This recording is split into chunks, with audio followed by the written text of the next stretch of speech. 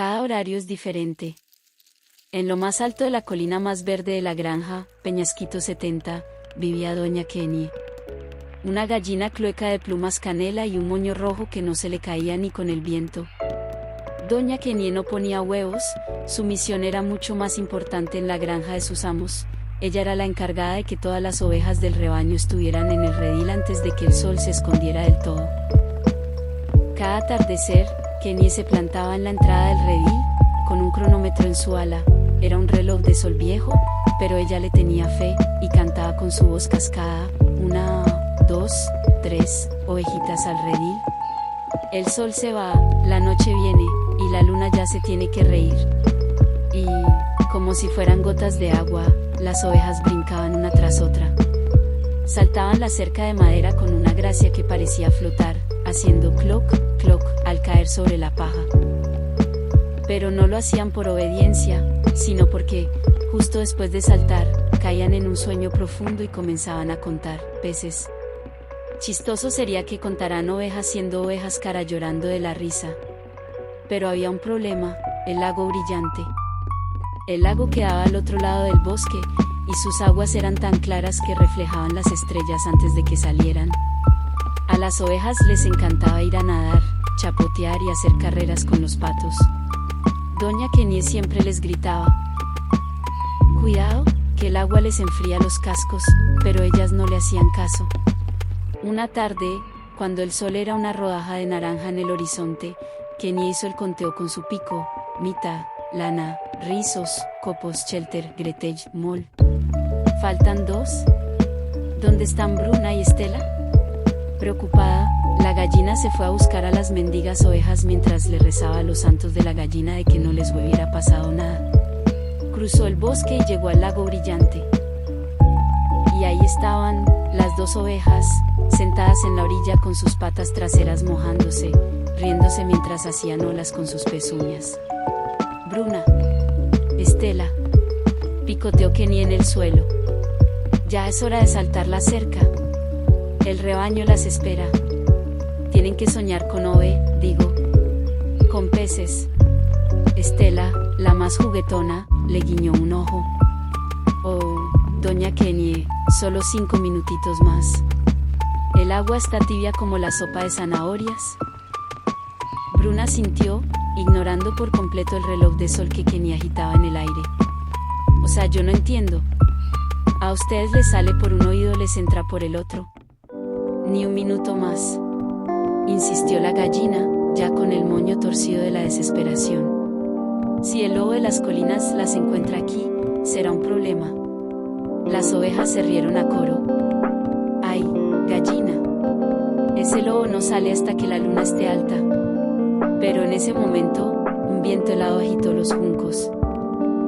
Y de entre los sauces, apareció una sombra enorme, con 2 ojos que brillaban como faroles amarillos.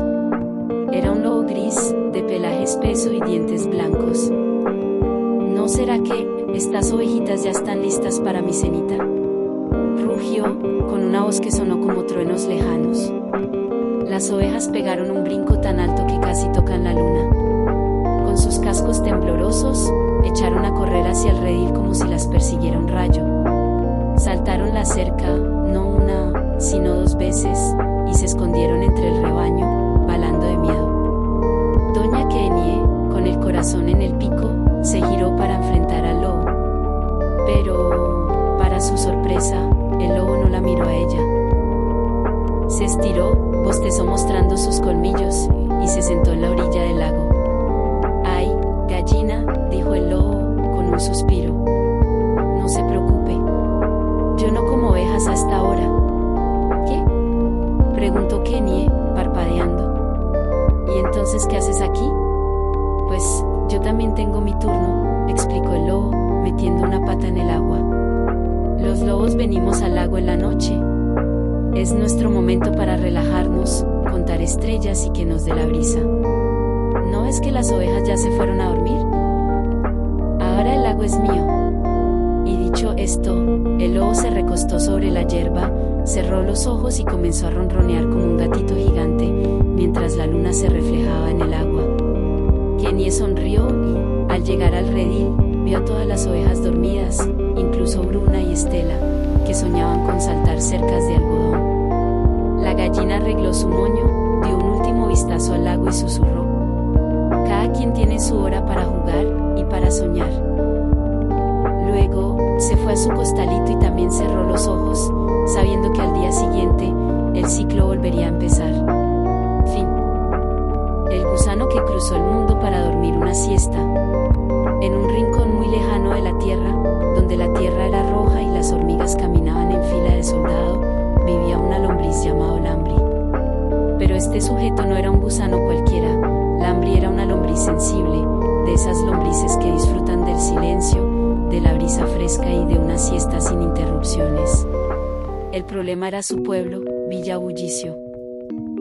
Obviamente no se llamaba así, se llamaba Hilando de Tierra, pero este le decía así, porque lo que más sobraba en ese pueblo era ruido. Allí, cualquier pretexto era bueno para armar una fiesta. ¿Llovió? Fiesta de charcos. ¿Salió el sol? Fiesta de sombrillas. A una lombriz le creció un segmento nuevo. 3 días de celebración con música de grillos y luciérnagas bailarinas. Lambri, con su cuerpo de fideo y su sombrerito de paja, no podía pegar un ojo. Intentó tapones de hojita, almohadas de musgo e incluso contar ovejas, pero las ovejas también se ponían a bailar. Así que, una mañana, cogió su maletita de corteza y se mudó a la gran ciudad de los insectos. Aquí, pensó, nadie tendrá tiempo para fiestas. Todos estarán muy ocupados siendo importantes. Pero ¿cuál fue su sorpresa al llegar al edificio, miel y ajetreo, su nuevo hogar? En el primer piso vivían las abejas, que no paraban de zumbar porque siempre tenían que contarle a alguien sobre el polen. En el segundo, los grillos, que ensayaban su concierto nocturno. Y en el tercero, su vecina de al lado, una mosca llamada Mimi, que tenía la manía de escuchar música de tambores a todo volumen mientras se peinaba sus antenas.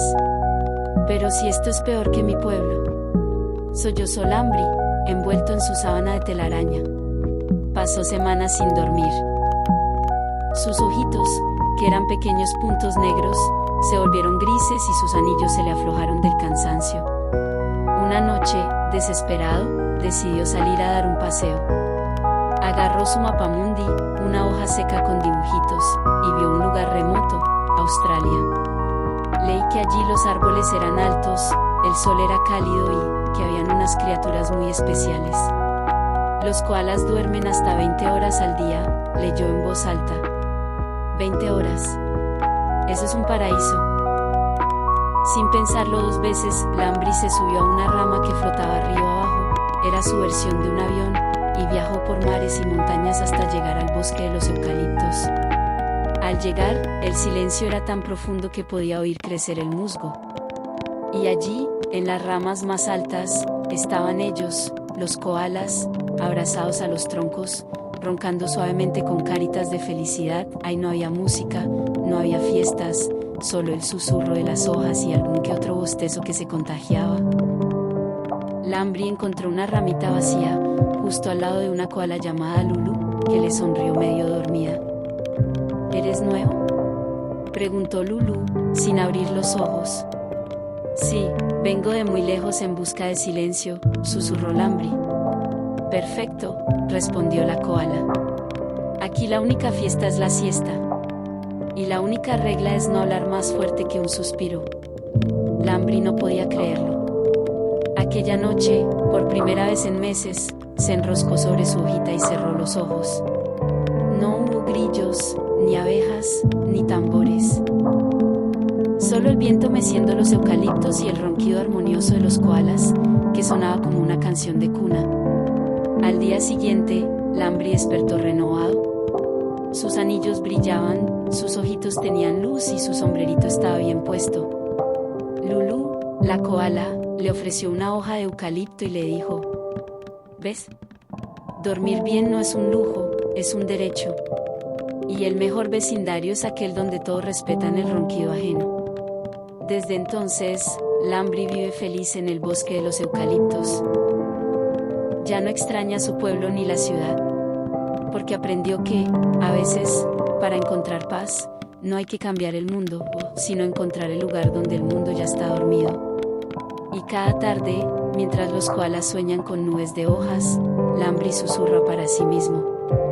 Buenas noches, vecinos. Buenas noches, silencio. Y buenas noches, Australia.